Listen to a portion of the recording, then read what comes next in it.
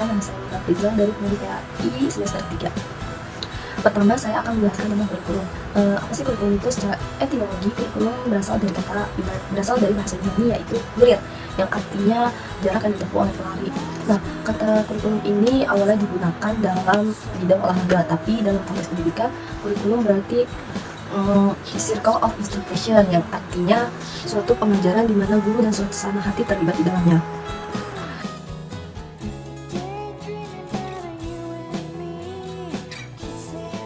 Lalu selanjutnya fungsi kurikulum. Fungsi kurikulum ini ada fungsi kurikulum bagi guru, bagi siswa, dan bagi kepala sekolah. Pertama, bagi guru. Kurikulum bagi guru itu berfungsi sebagai pedoman dalam proses pembelajaran.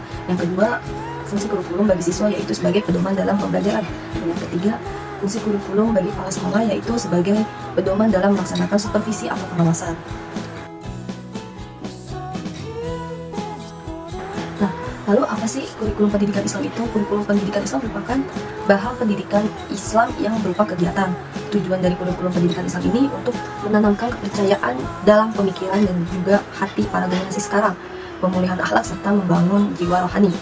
Bukan hanya itu, kurikulum pendidikan Islam juga bertujuan untuk memperoleh pengetahuan secara berkelanjutan, menggabungkan pengetahuan dengan kerja, kepercayaan dengan akhlak, serta penerapan amalan teori dalam hidup.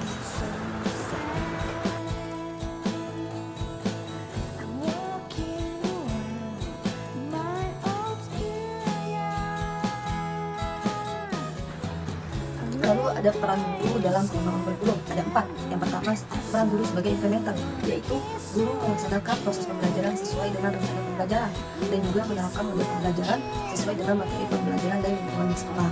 Yang kedua, guru sebagai developers, yaitu guru diberi kewenangan untuk mendesain kurikulum, maka guru dituntut untuk kreatif, inovatif, dan komitmen tinggi dalam mendesain kurikulum.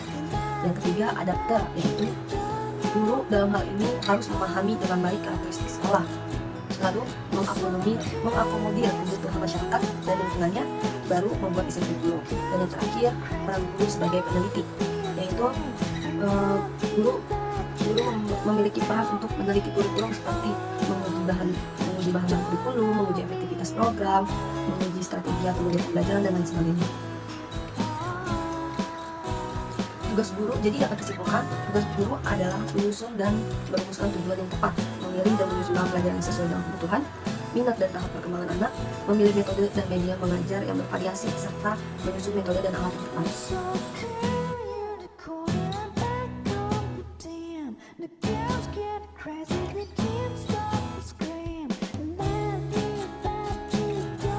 Lalu peran kepala sekolah.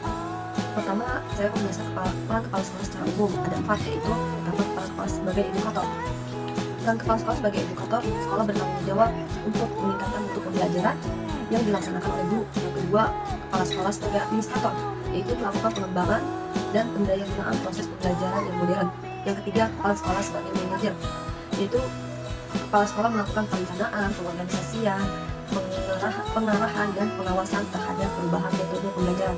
Dan yang terakhir, sebagai kepala sekolah sebagai supervisor, yaitu kepala sekolah bertugas Yang keempat, kepala sekolah sebagai supervisor, yaitu kepala sekolah bertugas untuk mengawasi, membimbing, dan meningkatkan proses pembelajaran di sekolah. Jadi dapat disimpulkan peran kepala sekolah secara umum yaitu kepala sekolah sebagai manajer dan pemimpin. Jadi peran kepala sekolah sebagai manajer dan pemimpin memiliki hubungan yang erat dalam menjalankan misi sekolah. Baik sebagai manajer maupun pemimpin, kepala sekolah bertanggung jawab untuk memelihara struktur, prosedur, dan tujuan sekolah. Sebagai pemimpin, kepala sekolah berusaha untuk mendorong perubahan mencapai visi dan pertumbuhan, serta memberikan inspirasi dan motivasi kepada seluruh anggota sekolah.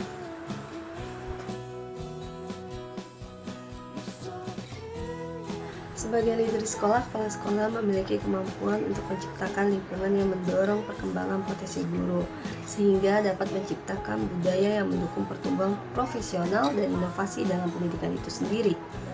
Apabila guru adalah pilar utama dalam sebuah pendidikan, maka kurikulum di sekolah juga dibutuhkan dalam sebuah pendidikan. Dalam melaksanakan kurikulum sekolah, maka kepala sekolah memiliki fokus utama yang berperan sebagai edukator, manajer, administrator, supervisor, leader, inovator, dan motivator. Sebagai edukator, kepala sekolah mendidik dan membimbing guru dalam pelaksanaan kurikulum. Sementara sebagai supervisor, kepala sekolah melakukan pengawasan, penilaian, dan pembimbingan terhadap kurikulum yang dilaksanakan oleh guru dan siswa. Assalamualaikum warahmatullahi wabarakatuh. Perkenalkan nama saya Dimas Putra dengan NIM 22130126. Di sini saya akan mengajukan presentasi dari kelompok E, yaitu tentang landasan pengembangan kurikulum. Landasan yang pertama, landasan filosofis, yaitu filsafat sangat dibutuhkan dalam pendidikan karena filsafat akan menentukan arah kemana siswa akan dibawa. Maka harus ada kejelasan. Ada 4 fungsi filsafat dalam proses pengembangan kurikulum. Pertama, filsafat dapat menentukan arah dan tujuan pendidikan. Terus yang kedua, filsafat dapat menentukan materi pelajaran yang harus diberikan sesuai dengan tujuan yang ingin dicapai. Terus yang ketiga, filsafat dapat menentukan strategi atau cara pencapaian tujuan. Yang keempat, filsafat dapat ditentukan sebagai menentukan tolak ukur keberhasilan proses pendidikan. Terus berikutnya ada namanya landasan psikologis. Setiap proses pendidikan pasti terjadi interaksi antara siswa dengan lingkungannya, baik yang bersifat fisik maupun sosial. Dengan pendidikan diharapkan agar siswa ada perubahan menuju kedewasaan, baik dari segi fisik, mental, emosional, moral, intelektual maupun sosial. Perubahan perilaku siswa dipengaruhi oleh faktor kematangan dan faktor dari luar program pendidikan atau lingkungan. Nah, kurikulum sebagai alat untuk mencapai tujuan pendidikan sudah pasti berhubungan dengan proses perubahan perilaku siswa itu. Anak didik memiliki perbedaan baik perbedaan minat, bakat maupun potensi yang dimilikinya. Dengan alasan itulah mengembangkan kurikulum harus memperhatikan kondisi psikologi perkembangan dan psikologi belajar anak. Terus selanjutnya ada yang namanya landasan sosiologis. Dipandang dari sosiologi, pendidikan adalah proses mempersiapkan individu agar menjadi warga yang masyarakat yang diharapkan. Menjadikan peserta didik menjadi warga masyarakat yang diharapkan.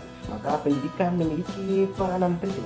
Karena itu kurikulum harus mampu memfasilitasi peserta didik agar mereka mampu bekerja sama, berinteraksi, menyesuaikan diri dengan kehidupan di masyarakat serta mampu mengangkat harkat martabat sebagai makhluk yang berbudaya.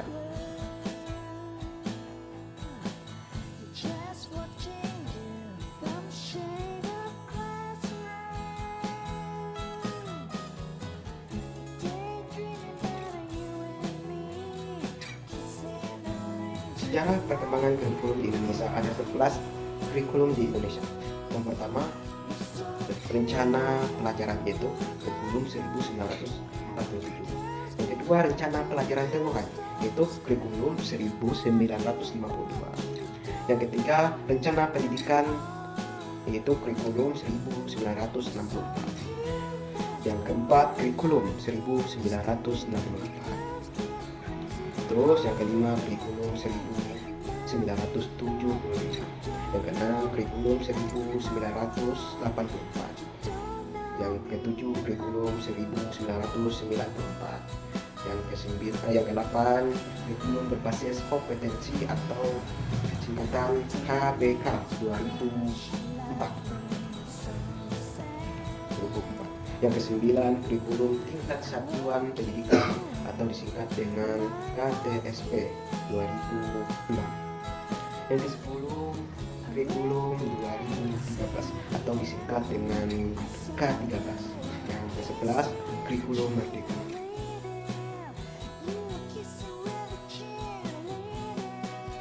Oke, bismillahirrahmanirrahim. Perkenalkan, nama saya Muhammad Tamam Rizky, ingin menjelaskan tentang komponen-komponen kurikulum. Nah, komponen kurikulum itu terbagi menjadi 4 komponen.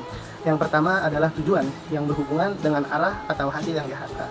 Nah, kemudian dari komponen kurikulum itu ada yang namanya isi, yaitu yang berhubungan dengan pengalaman belajar yang harus dimiliki oleh siswa.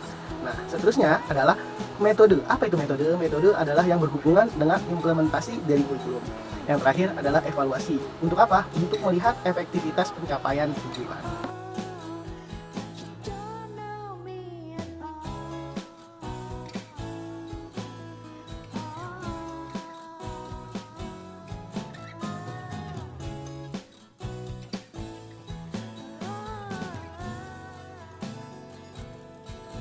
Oke, model pengembangan kurikulum menurut Red Taylor itu terbagi menjadi 4 langkah. Yang pertama adalah objektif, yaitu menentukan tujuan pendidikan yang diharapkan. Yang kedua adalah selection learning experience, yaitu menentukan pengalaman belajar yang akan diperoleh guna mencapai tujuan yang dimaksud atau yang dituju. Yang ketiga adalah organizing learning experience, yaitu mengorganisasi pengalaman yang akan diberikan. Yang terakhir adalah evaluasi, yaitu mengevaluasi efektivitas pengalaman belajar guna mengetahui tujuan pendidikan telah dicapai.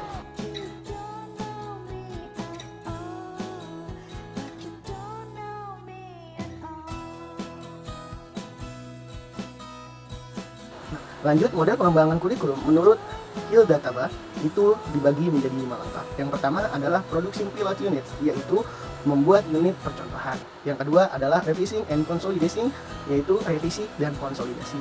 Yang ketiga adalah testing experimental units, yaitu menguji unit percobaan. Yang keempat adalah developing a framework, yaitu pengembangan kerangka kerja. Nah, yang kelima adalah installing and disseminating new units, yaitu memasang dan menyebarkan unit-unit yang baru.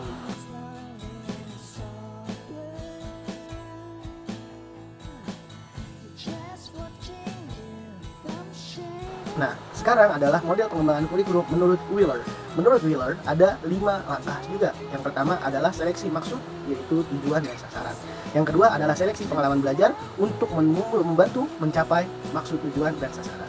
Yang ketiga adalah seleksi diksi melalui tipe-tipe tertentu dari pengalaman yang mungkin ditawarkan. Yang keempat adalah organisasi dan integrasi dari pengalaman belajar dan isi yang berkenaan dengan proses belajar mengajar.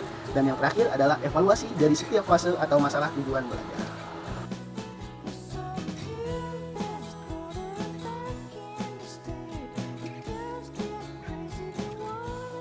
Nah, untuk model pengembangan kurikulum selanjutnya yaitu menurut Wickham.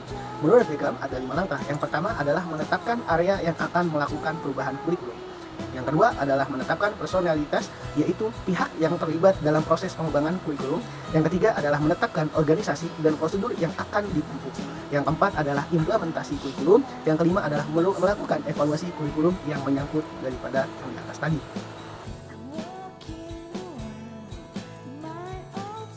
Nah, selanjutnya adalah macam-macam konsep kurikulum. Yang pertama adalah kurikulum akademik. Konsep kurikulum yang pertama kali ada. Konsep ini berdasarkan aliran pendidikan klasik, berpusat pada pengetahuan, berorientasi pada pengembangan intelektual siswa, dan dikembangkan oleh ahli mata pelajaran. Yang kedua adalah kurikulum humanistik. Kurikulum ini menuntut hubungan baik antara guru dan siswa. Kurikulum ini juga memperlihatkan atau memperhatikan siswa dalam kesatuan perilakunya. Bukan hanya intelektual saja, tetapi juga emosional dan tindakan. Yang ketiga adalah kurikulum rekonstruksi sosial. Kurikulum ini memusatkan perhatian pada permasalahan yang ada di masyarakat untuk kemudian diakomodir upaya penyelesaiannya dalam proses pendidikan. Yang keempat adalah kurikulum teknologi. Penerapan teknologi dapat berupa perencanaan yang sistematis dan lebih mudah dengan menggunakan media atau alat bantu dalam kegiatan pembelajaran.